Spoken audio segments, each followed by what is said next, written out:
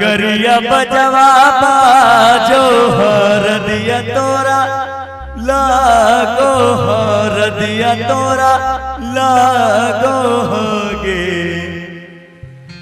आगे सुना सुनी के कर जवा हमर फाटो दर्दिया कोई नहीं बाटोगे। क्या बात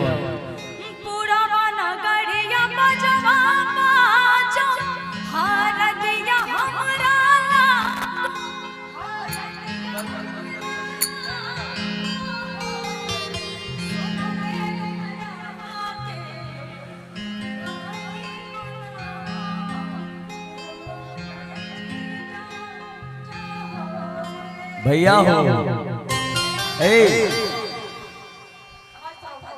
अपना मकोट एक लड़की और एक लड़का के दुख भरी कहानी छे भैया अपना भाषा साउंड वाले भैया। ये क्या हो रहा है? दुनिया में एक बेर प्यार सच्चा जरूर है छे की भैया, एक बेर दोबारा नहीं। ते एगो लड़का एगो लड़की से बहुत प्यार करे छे और वह लड़की के शादी के तो और सीट भेजा छे। लड़का कहे छे अपना प्रेमिका से के जा कि हमार प्यार में कौन ऐसा कमी रह गई ये तू हमरा छोड़ दे रे सौम्या, हम तोरा चलते कीने के लिए आए तोरा चेहरा पर हरदी लग रहो यार। लड़का सवाल करे छे भैया जाने चुके ना क्या ना कि कौन नगरिया बजवा बाजो हर दिया तोरा लागो हर दिया तोरा लागो गे आगे सोना सुनी के कर जवा हमर फाटो दर दिया कोई ने बाटो गे। कवन नगरिया बजवा बाजो हर दिया तोरा लागो हर दिया तोरा लागो गे आगे जानू सुनी के कर जवा हमर पाटो दर दिया कोई ने बाटो गे आगे सोना सुनी के कर जवा हमर पाटो दर दिया कोई ने बाटोगे। पूरब नगरिया बजवा बाजो हर दिया हमरा लागो हर दिया हमरा लागो रे सोना रे घरवा के लोग बई मना हमरवा बैठी जातो रे सोना रे घरवा के लोग बई मना हमरवा बैठी जातो रे। अरे सुन के कर जवा हमर फाटो दर दिया कोई ने बाटोगे।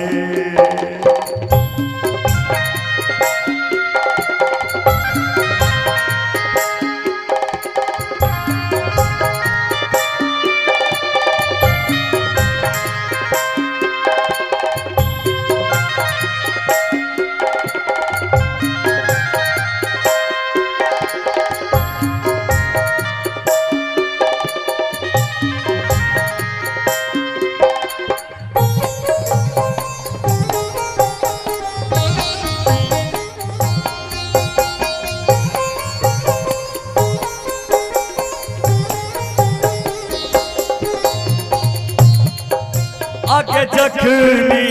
ढलाई जे तो तोर संखा बनिया होई जइता प्यार के खत्म मोरे कहानिया।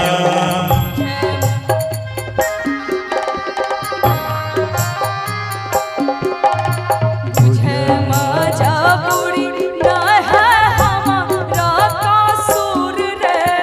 इहे शायद होतै भगवान के मंजूर रे। कथ के करे जावा बनैले भी दया नहीं आवो गे कथ कठ के करे जा बाबा नहीं ले भी दया नहीं आवोगे जानू के सुनी के कर जा हमर बातो दर्द कोई नहीं बातोगे सोना रे घरवा के लोग बेईमाना हमरवा बैठी डांटो रे फेरो ना नजर से नजरिया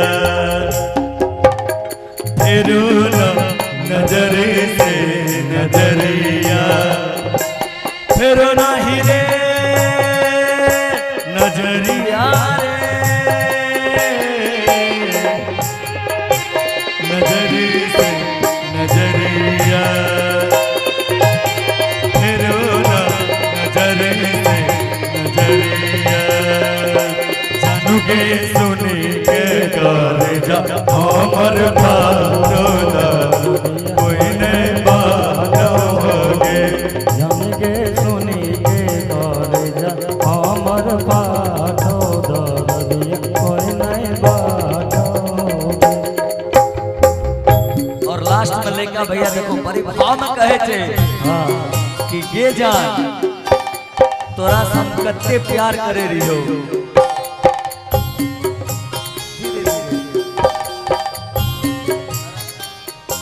लड़का कहे छे भैया कि तोरा से हम कत्ते प्यार करे रहियो आय तोहर शादी कहीं और सेट भै गेलो सीधा शादी के कार्ड हमरा भेज देली लड़का कहे छे भैया कि तोरा चलते हमर दिल जान हाजिर रहो लड़का कहे छे भैया आगे तोरे नाम धर को है दिल के धार गनवा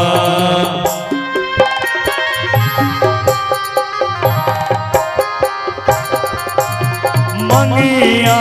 भरने चल जेबो शाम शानवा कर दिए दोस्त ई है किस्मत के खेला भूल जई है आशीष लालित गमन आला बेला कठ के करे जावा बनैले भी दया नहीं आओगे लेकिन भैया भूली जे भी ललित सुलेंदर अमित आलू बेलानुगे जानोगे सुनी के कर जा और फाटो दर्दी कोई नहीं बाटोगे सोना रे घरवा के लोग